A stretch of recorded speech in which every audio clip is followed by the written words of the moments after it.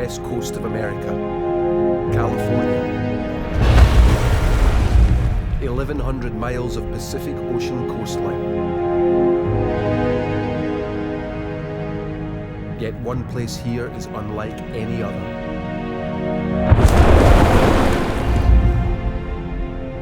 Because right here, on Mother's Day, May 2004, these seas ran red with blood.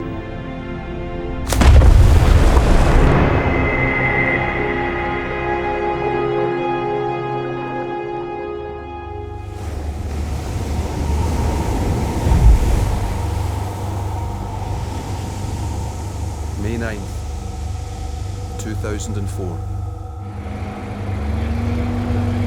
A tourist boat sets out from the small harbour town of Moss Landing into the cold waters of Monterey Bay.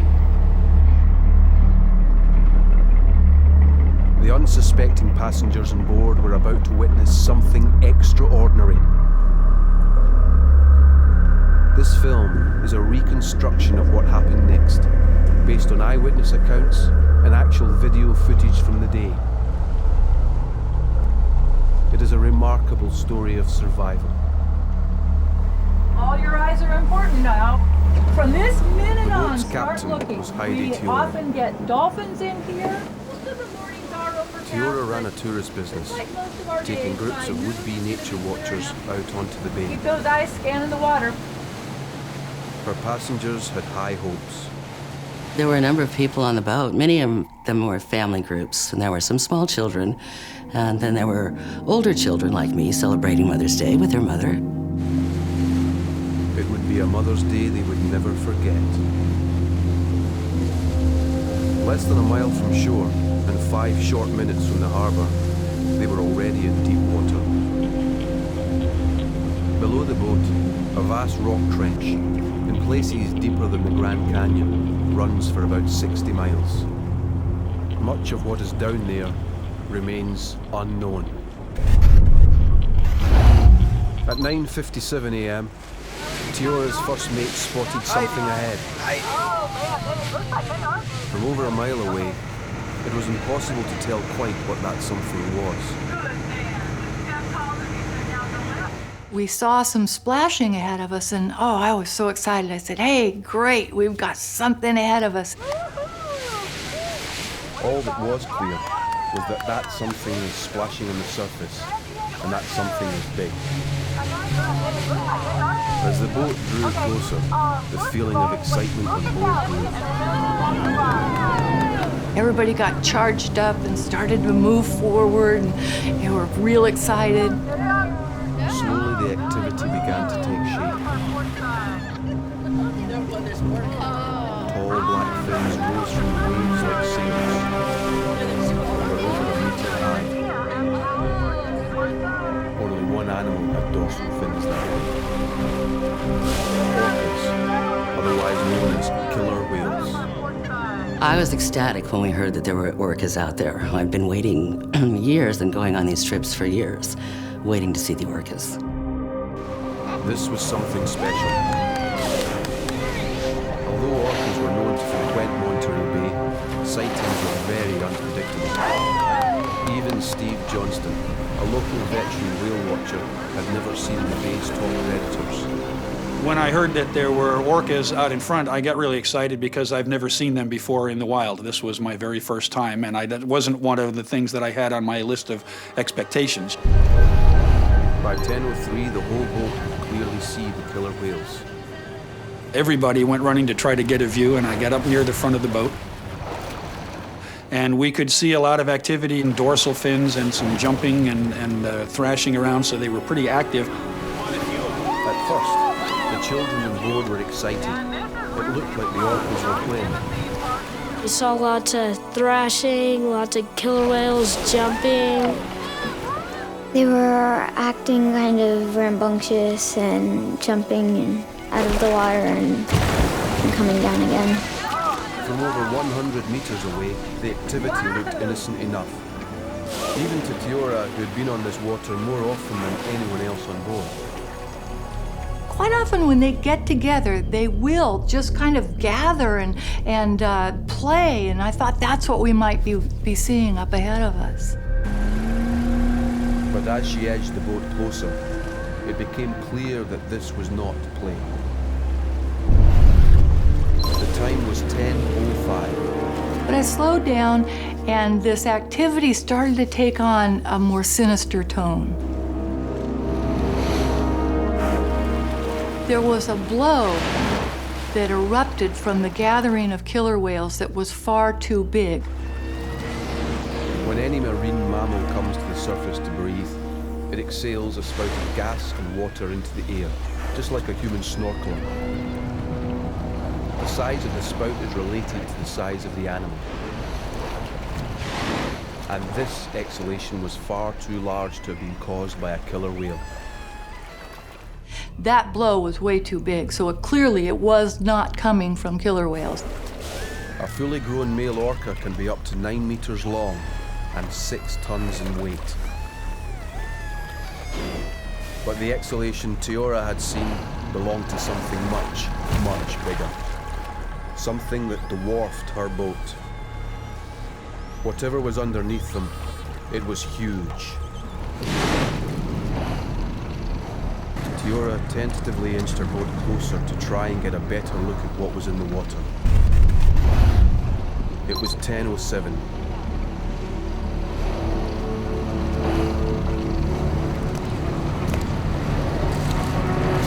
Then as we got closer, I could see what it was. It was a California gray whale cow.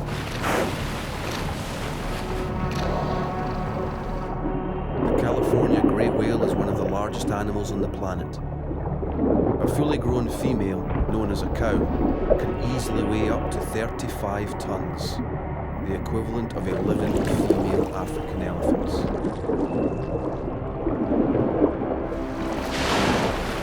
The barnacles encrusted on the upper surface of this creature's head positively identified it. And then when we got a little closer, somebody yelled, I think it was Heidi that first realized that there were gray whales in the area, which is what had attracted the killer whales. Gray whales and killer whales are not related. Orcas are in fact a type of dolphin. They are known as killer whales, not because they are whales, but because they are whale killers.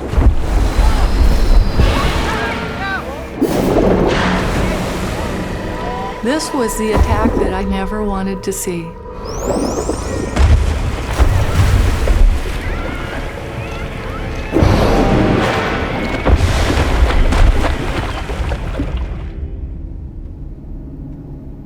One organization is specially equipped to reveal the dark mysteries of Monterey Bay. Marine biologist George Matsumoto had heard of killer whale attacks on grey whales, but even he had never seen one. Even here at the Research Institute, where we'll spend 300 days a year on 2 different ships out there, we've never actually observed a killer whale attack from our vessels. Up until now, reports of orca attacks were the stuff of legend, rarely glimpsed even by those who studied these animals. But the Mother's Day encounter would provide scientists with detailed video evidence of an attack from almost start to finish. 10:15. 18 minutes after they had first sighted the orcas, Tiora spotted another body in the water. My goodness, you guys, look off the left side. Look over there. In the midst of the mayhem, there was another, smaller participant.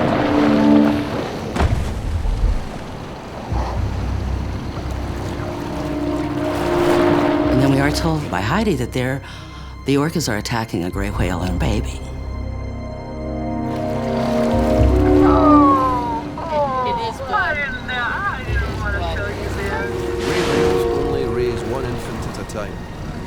Judging by the size of this calf, it was around 3 months old. We'll call the Coast Guard. There was nothing anyone could do. Look at that little baby. The passengers could only watch in horror and fascination. You don't really want to watch, but you have to because you want to know what's going on. No, your mothers can understand. Oh! truly, this was one of the most powerful things any of us on board had ever seen. Orcas are so tough. But see how they're going after its fluke tips and the little pectoral flippers? The killer whales were thrashing their tails at it. The killer whales were trying to prevent the calf from breathing. They were trying to drown it.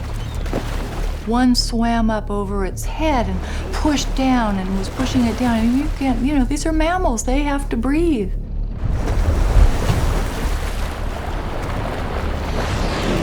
A grey whale can hold its breath for up to 15 minutes.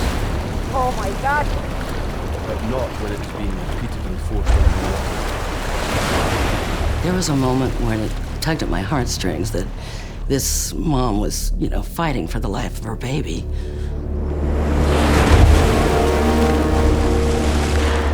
Grey whales are ferociously protective parents, but they have little defense against a prolonged attack. But how have these two mighty adversaries come together so close to the harbour? Environmental journalist Dick Russell knew that grey whales were only ever fleeting visitors to the area.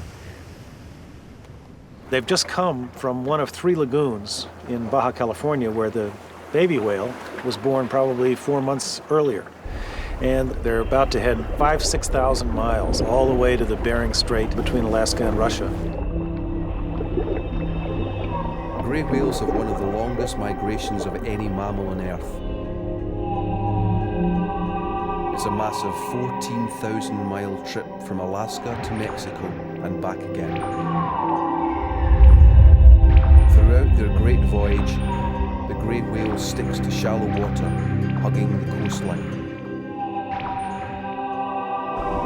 They use the kelp beds and surf noise to disguise their presence from predators.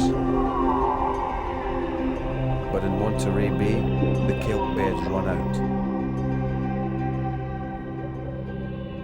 They have little choice but to break cover and run a 23-mile gauntlet across open water.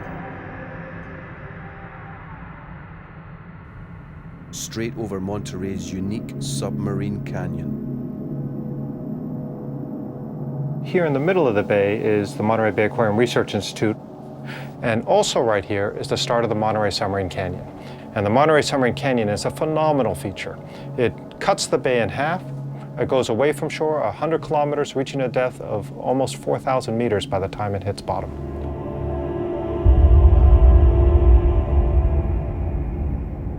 Even if the whales stayed in the shallows, they would still have to cross the deep water of the canyon.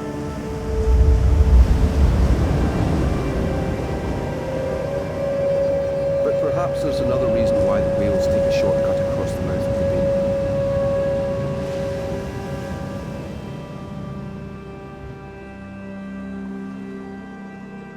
This place was once home to a much more formidable predator.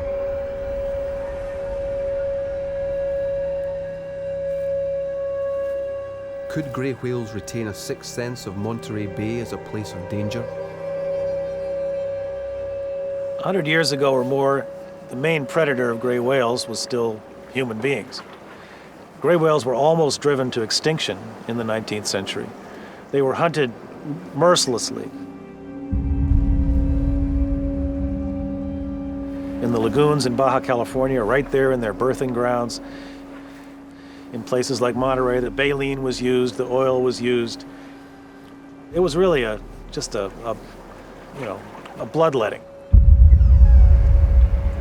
After the Californian grey whale's breeding grounds were discovered in the 1850s, the animals were hunted to near extinction. By the 1920s, only a few hundred individuals remained. The industry became uneconomic, and whaling in Monterey Bay ceased. But could memories of those dark days live on in the minds of today's migrating grey whales?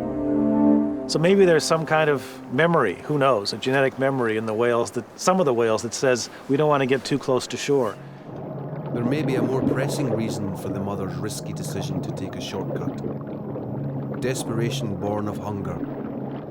The mother probably hasn't eaten since she was last on the feeding grounds, which was way back last fall, last October. And now here it is May, and she's running maybe a little late, and her energy supplies are dwindling perhaps more than she wants them to be. And so she's decided that she's got to go across that canyon to save time. The strategy will backfire. It's 10:41, 38 minutes since Tiora arrived at the scene. The mother and calf are in obvious distress. This rapid bowling is the whale equivalent of panting. They are, quite literally, gasping for air.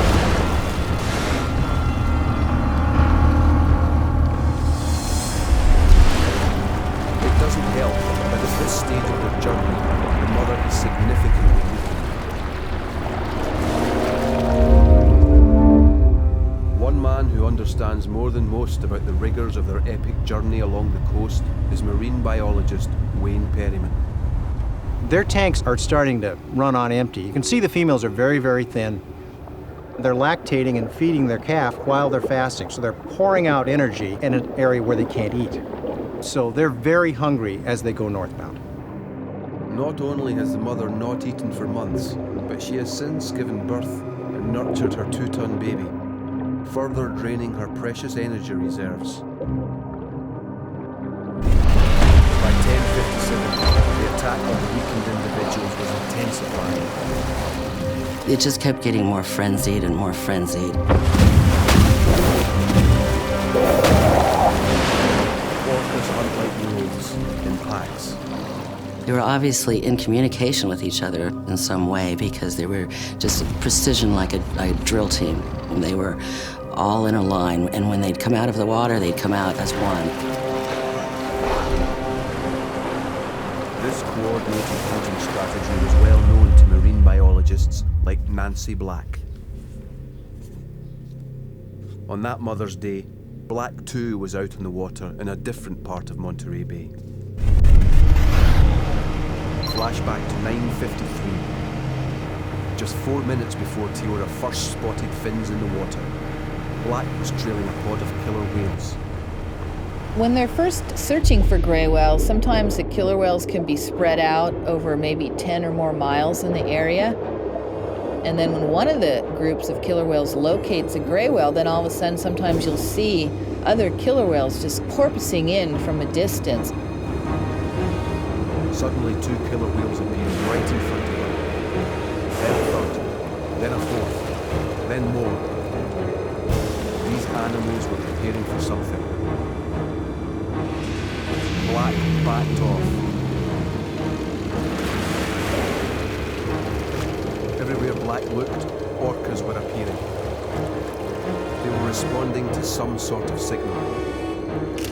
She could only presume that they had been alerted to a kill by other orcas somewhere in the bay. So obviously they've heard this and listened for it, and there's not competition. It seems to be the killer whales are working together, and probably having extra help is an advantage. Without warning, the orcas suddenly picked up speed and headed east. Black knew something special was up, and before speeding off to pick up assistance, she radioed her sightings to her colleague, Richard Turnillo. Richard, they're up here at about 2 o'clock. Turnillo's boat was 15 miles away with another group of tourists when the call came in. But having run natural history trips for 25 years, Turnillo knew that this was an extremely rare chance to see a killer whale attack at first hand. Our other boat was whale watching, along with our research boat, and they had come across an attack. So they called us and we went over and looked. I mean, it's, for a lot of people, it's a once-in-a-lifetime opportunity to see one of the greatest predation events on Earth. One passenger on board that day was local professional bird guide, Roger Wolfe. We've been having a pretty good day. Everybody was real excited. And then the call comes in over the radio. Hello? What's up? Richard, they're up here at about 2 o'clock.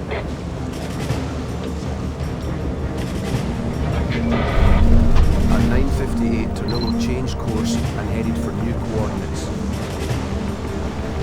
Even travelling at 13 knots, it would take him over 3/4 of an hour to get there.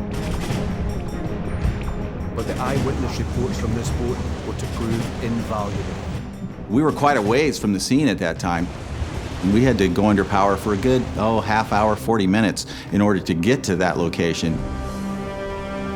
It was now exactly 56 minutes since Teora's boat had first arrived on the scene. And as we approached the scene, we could see lots of splashing off in the distance, a lot of thrashing and splashing from quite a ways off. The attack had now been going on for over an hour. Wolf began to decode what was happening in the sea ahead.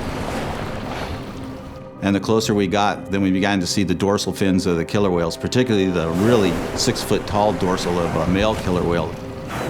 Less than 100 meters away now, Tornillo carefully maneuvered his larger boat closer to the carnage than Teora had been prepared to risk. This footage from the day of the attack shows just how close eyewitness Roger Wolf was to the battle scene. And from this angle, Wolf was able to see something different. Supercharged headbutting. For the most part, it seemed to consist of very intense body blows and headbutts. We would see the killer whales come in and hit the calf, and at the same time, we'd see their dorsal fin shake with the impact.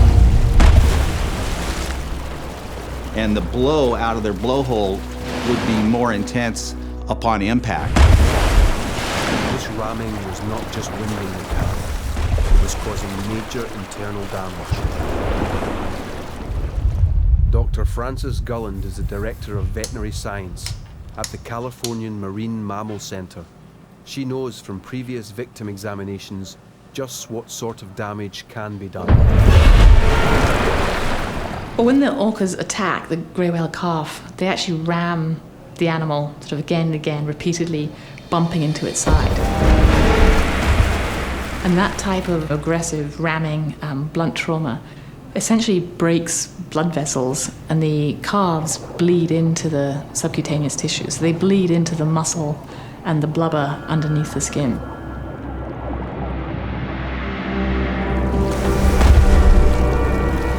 It was no wonder then that this mother was using every ounce of her strength and all of her wits in a supreme effort to protect her baby.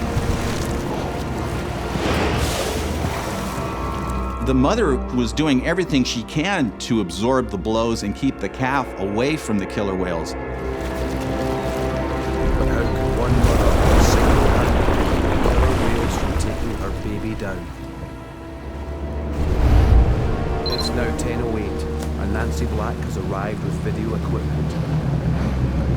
The combination of video footage and close-up photographs was to prove crucial in the later analysis. By photographing the dorsal fins, Black hoped she would be able to identify the individual attackers.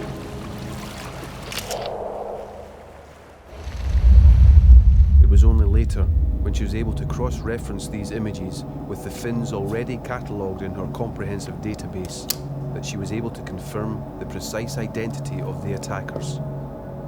We photograph the killer whales to identify the individuals. I always take a photograph just to document it.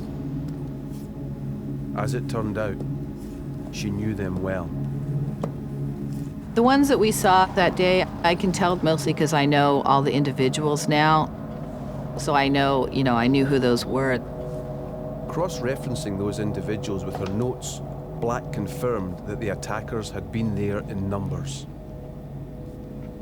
That day there was quite a large group. There's about 12 killer whales, which is at least 2 family groups together.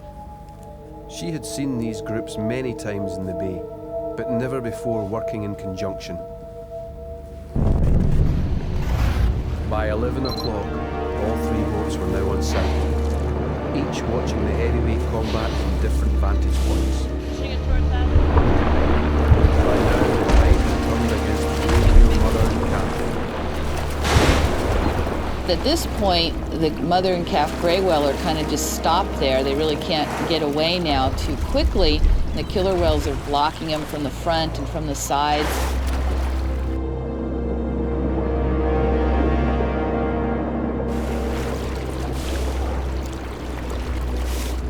The mother could easily escape if she wanted to and just take off, but she doesn't do that. She stays very protective of her calf. The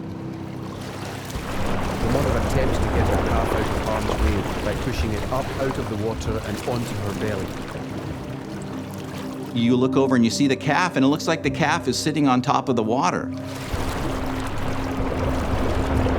The Californian grey whale mother was attempting to balance 2 tons of infant on her underside. The calf's rolled onto her chest, and she's rolled onto her back, and she's holding it up out of the water so the killer whales can't get to it. But she can't sustain this position for long. Turned upside down, she must hold her breath, even while soaking up the power of the orca's heavy blows. This battling maternal drive is well known to environmental journalist Dick Russell. Just imagine what this mother whale has to do in order to protect this young one. She's got to fight off this pack in whatever way she can with all the strength that she has. I mean, she weighs, 30 tons. So she's much bigger than an individual orca. But orcas are ferocious, and keep in mind that the gray whale has no teeth. She's a baleen whale. And there's a pack of wolves upon her and trying to get at the baby. Killer whales are armed with a set of 50 ferocious teeth, especially adapted to the tail. Each calf is too big for the orcas to bite into the blubber. But from studying the carcasses of other grey whale victims, scientists knew that ultimately they were after something else. The parts that are eaten first are the soft parts, the parts that are easy to pull off. The tongue is a very vulnerable piece. It's a nice, soft, fatty thing that they can rip off. The orca's main prize is the protein-rich baby grey whale tongue. It's enough to make a meal for a family of 5.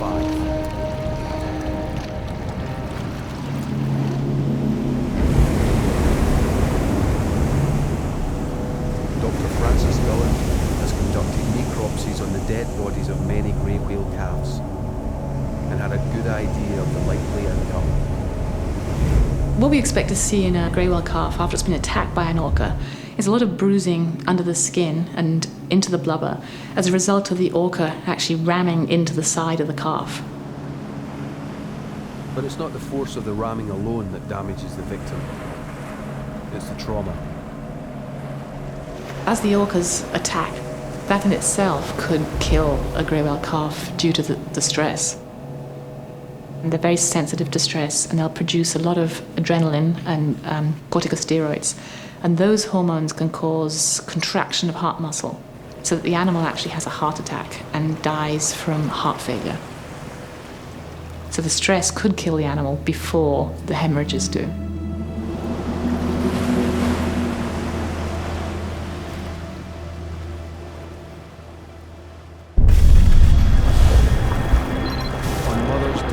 Monterey Bay, it is now 11:19. The orcas are steadily wearing down the terrified calf. In desperation, the mother employs her only weapon, her massive tail.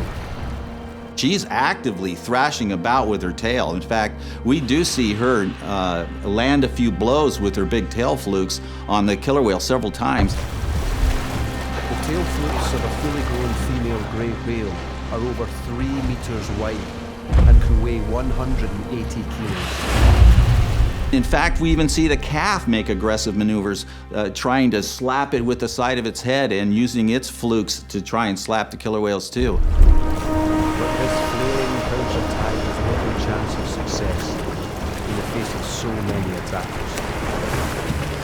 On Tiara's boat, Debbie DeVos noticed something new about the orca's behavior: organization.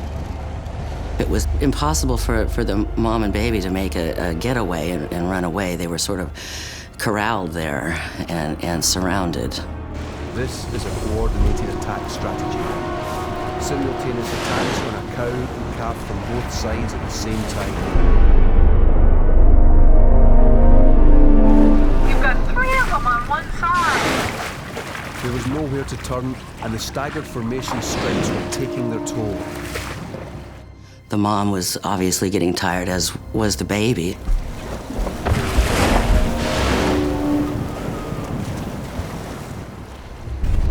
From her inflatable, Nancy Black was trying to keep count of the fast-moving orcas. You know, some of the killer whales are missing. They must be somewhere around here. While 6 orcas maintained their assault, another 6 had disappeared from her view. From the perspective of the other 2 boats, their whereabouts soon became clear. They separated into 2 groups and would actually circle around and come from 2 different sides to attack. From where he was watching, Roger Wolf saw a developing pattern of behavior.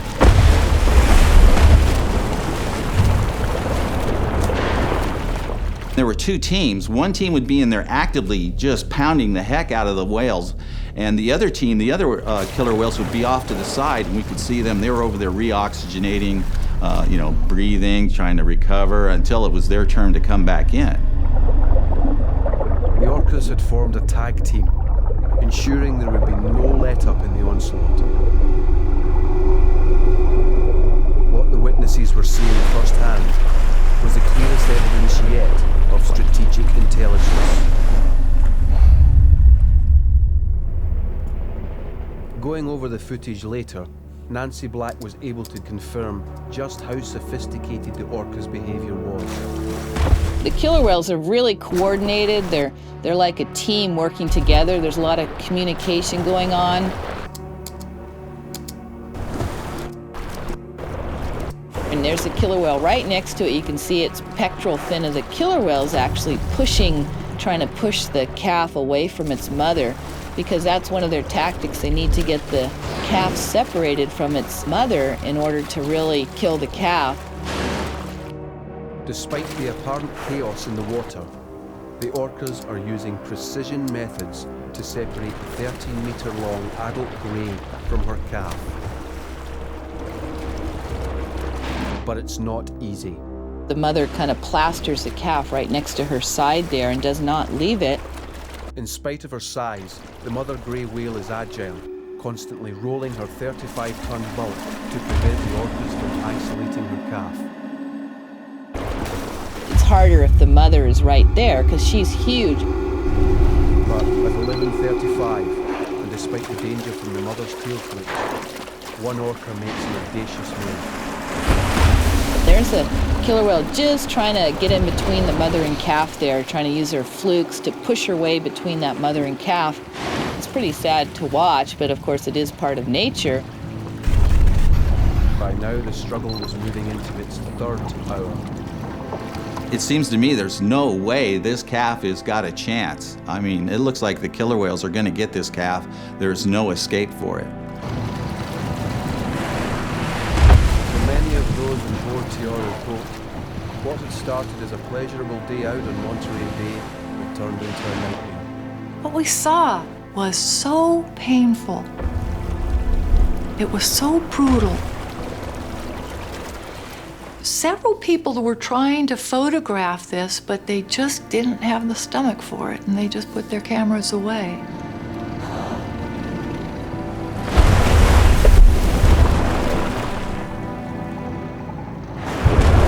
Oh, God. The outcome looks bleak, and for many of Tiora's passengers, it's become too much to bear. Yeah, I think it's got some internal injuries. Oh, God. The orcas are biting the fins and tail flips of the calf and dragging it away from its mother's side. The sea is running red with blood. Oh. By 11:40, the combined and coordinated efforts of the orcas succeeded in dragging mother and baby apart.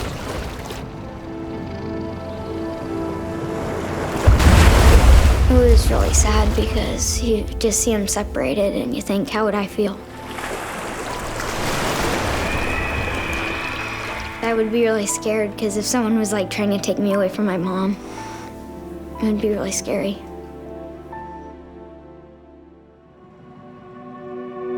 Word of the orca attack spread from Moss Landing to the whale-watching community of Monterey. In the aftermath, interest in the incident grew, attracting both local and national attention. Reporters rang in to speak to those who had witnessed the attack. But the real story was only just beginning. As the shock waves from the events of Mother's Day were still reverberating, there came a startling report. On May 13th, in the early hours, another battered grey whale calf had washed ashore on the beach at Moss Landing. It had all the hallmarks of the Mother's Day incident. Amid all the speculation, one scientist, George Matsumoto, sought to prove a link between the two attacks and discover why this bewildering behavior was apparently only happening here in the bay. But one of the things that is being postulated is that we've got killer whales, a pod of killer whales, lying in wait right over here, waiting for the gray whales as they cross back and forth on the migratory pathway, mostly as the whales are coming up north. The killing continued. Over the following weeks, reports of copycat attacks on grey whales became an almost daily occurrence.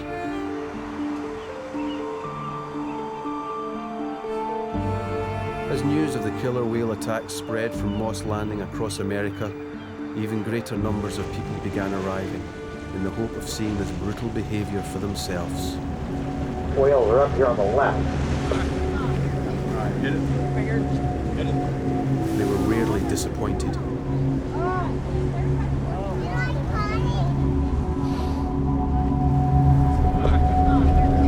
Hit it.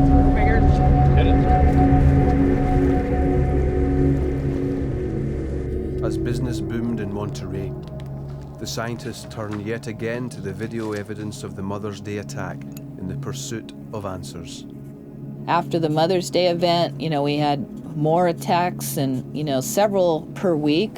We were kind of overwhelmed with it because you're out doing research, you're getting up early and staying out late. There was at least 16 predation events that we knew about.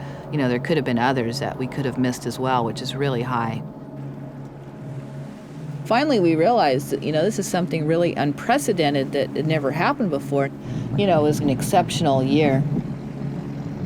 But neither by re-examining the Mother's Day footage, nor by witnessing similar attacks, could Black explain the explosion of violence that spring. She called fellow marine biologist Wayne Perryman, who had been conducting an annual census on the migrating grey whales at nearby Piedras Blancas. Right away, Nancy was saying that they're seeing a fair number of killer whale attacks, so we were keeping our eyes open to see if we'd see killer whales down in our area. Perryman didn't see killer whales, but while counting the migrating grey cow-calf pairs as they passed close to shore, he did notice something surprising. As the counts began, we were getting, good numbers. We're seeing 10, 15 cow-calf pairs a day early in the migration. It increased up to about 25 a day as we got closer to the peak.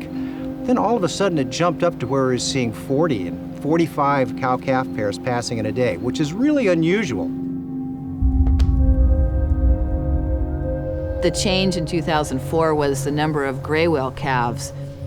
So the killer whales, obviously took advantage of that huge number of calves coming through and were here more frequently. So they really, used that situation in Monterey Bay to hunt the gray whales. Well, I think that the word got out. The killer whales got on the gray whales. They found that there were large numbers of calves there, and they just began to aggregate in that environment because it was a rich feeding opportunity for them. More grey whales meant more grey whale attacks. The orcas were drawn in by the unexpected abundance of food, but the grey whales were traveling 7,000 miles. Why had this behavior only been seen in the middle of Monterey Bay? The answer to that riddle lies in an understanding of the way orcas hunt. Killer whales have echolocation, so they often will spread out maybe over a half a mile or so, kind of searching. Grey whales have developed highly successful strategies to avoid detection. because once the mothers and calves start crossing the bay, they go into this really kind of quiet swimming. Only sometimes you just see their blowholes. They hardly surface. But when the greys are over the canyon, they are far more exposed. The huge chasm below them creates a sonic environment perfectly suited to the hunting pods of listening killer whales. Like U-boats using sonar to hunt down ships, the orcas prowl the waters over the canyon's edge, keenly listening out for the smallest amplified clues. Here a tail slap, where the briefest verbal communication is much louder. Killer whales find them by listening, passive listening for the gray whales, because they kind of make a knocking sound sometimes to navigate. So they have a much higher advantage of ambushing them here in Monterey Bay than they do other places along their migration. The attacks only happened in Monterey Bay because it was only here that the whales stopped hugging the coast and took a shortcut across open water. It was only here that the water was deep enough for the orcas to launch their attack. And it was only here, in Monterey Bay, where a unique submarine canyon acted as an echo chamber to aid their hunting.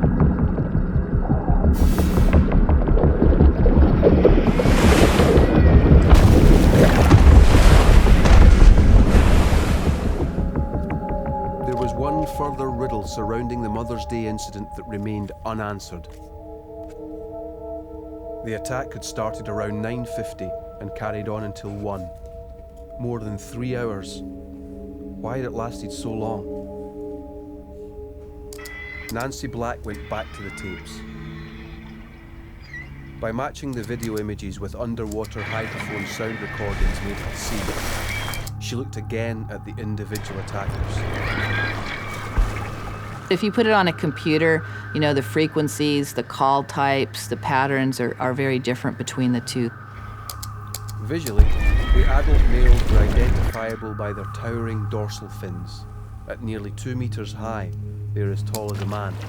You can see the male killer whale in the background there. He's not really involved as much. The dorsal fins she could see at the heart of the battle were smaller. It's the adult females that are doing most of the work, even though there's others in the area.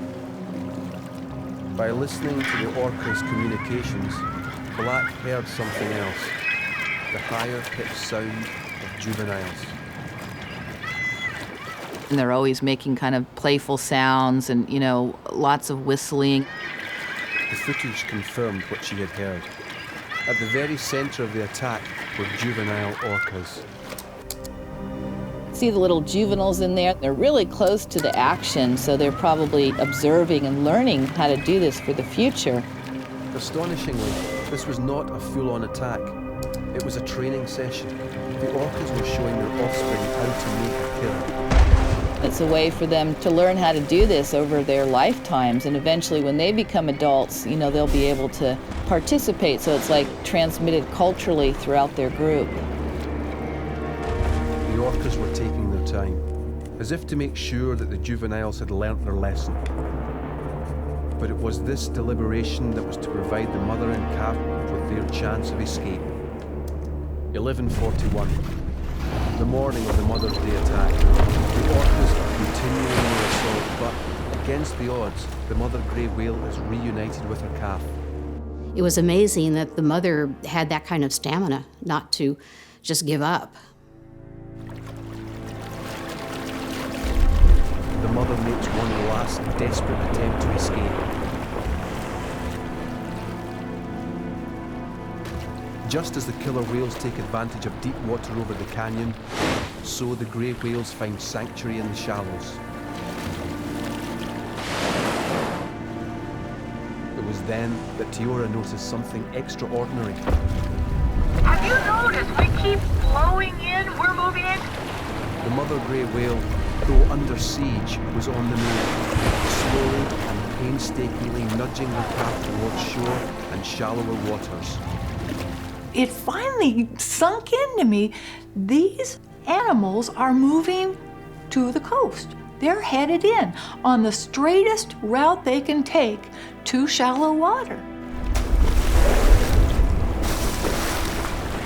When she takes her calf underwater, they're moving in, they're going east. Orcas don't like shallow water, and there's a chance that what they're doing is that mother's thinking if she can just feed into shallow water, maybe they can evade the orcas. Meanwhile, on Tonello's boat, Roger Wolf had also identified the mother's new strategy.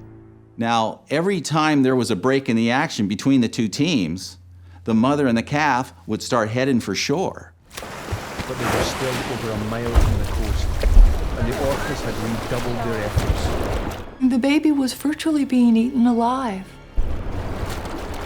Progress was painstakingly slow, and by now it was hard to see how the calf could possibly survive.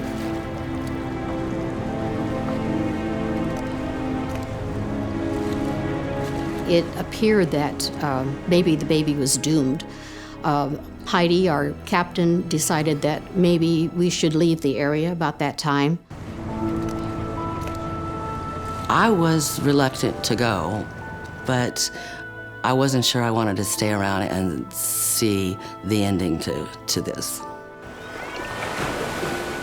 The other boats had come in, the Monterey boats had come in, and they were circling around and watching. I figured that we'd seen enough, I'd seen more than enough, so we took off. I think everyone on the boat felt that they had witnessed something that they might never ever witness again, and maybe not want to witness again.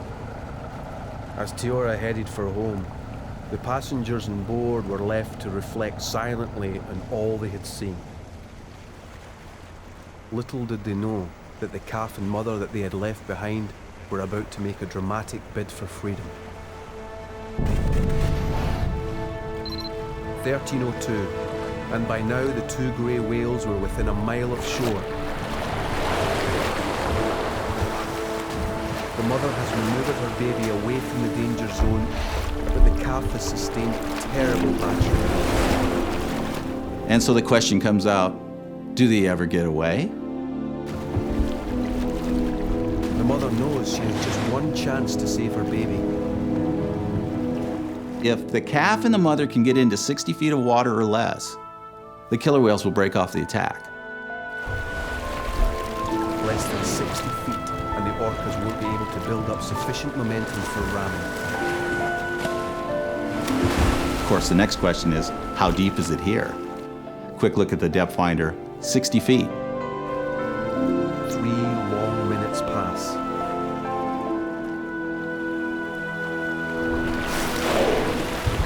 And then suddenly, the killer whales break the surface and head back out into the bay. They have aborted their attack. You know, this attack probably took 4 or 5 hours of all that energy expended, and the killer whales ended up with nothing.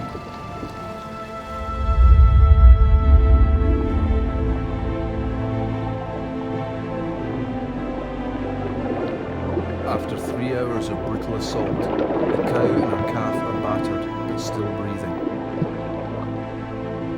As long as they have managed to escape major internal damage, their chances of survival are good. Their story is one of a remarkable escape from almost certain death. So this calf did survive, actually, on Mother's Day and headed back up to Alaska. For the eyewitnesses, it had been a day they would never forget. I was in a state of awe. This was something I never dreamed I'd be able to be an eyewitness to. When we found out the next day that the mother whale and the baby had gotten away, we were just elated.